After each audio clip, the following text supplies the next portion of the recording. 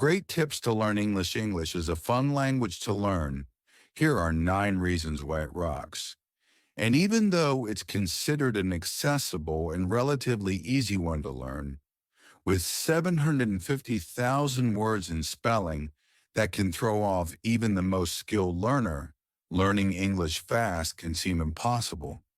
But I'm here to tell you that it isn't, as long as you have the right strategy.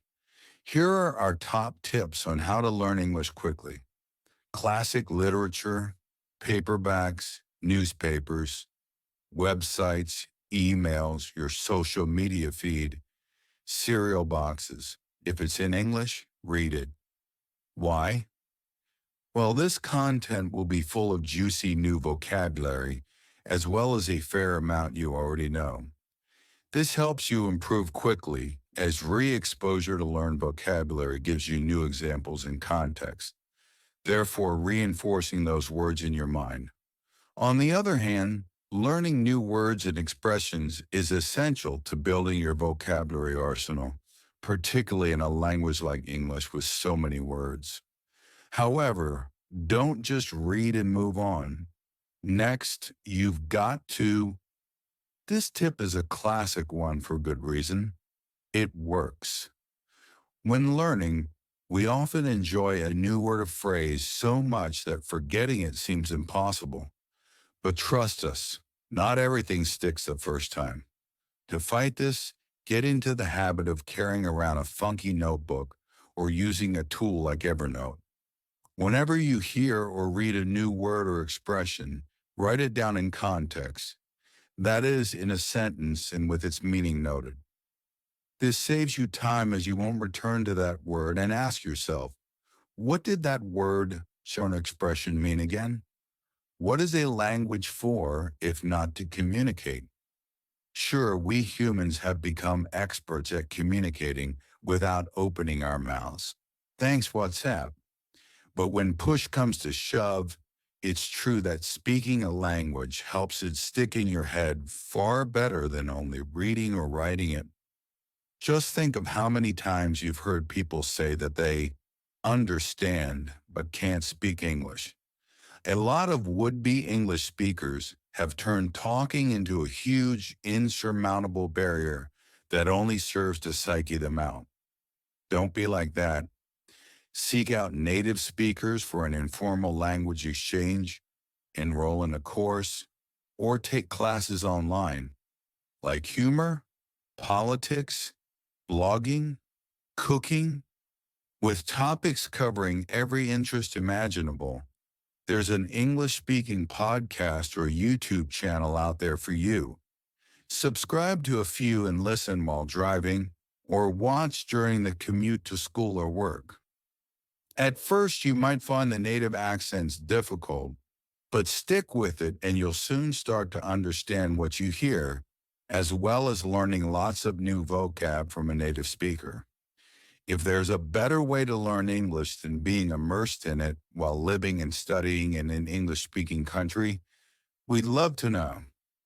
It's no secret that English is the most widely spoken language in the world, and with a long list of countries to choose between, you can select your ideal learning environment based on hemisphere, weather, or favorite city. Think Australia, New Zealand, the UK, the US, Canada, and South Africa, to name a few. Have friends who post online in English? Don't gloss over them in your news feed. Scan the items they share and commit to exploring one or two each day. They might be news or magazine articles, videos, talks, blog posts, songs, or anything else. If it's in English and the topic interests you, it's going to be helpful. Curiosity may have killed the cat, but it also propelled the language learner to fluency. As you learn English, you'll soon collect a mountain of questions. Don't sit on your doubts. Be curious and resolve them. If you're enrolled in a course, ask your teacher.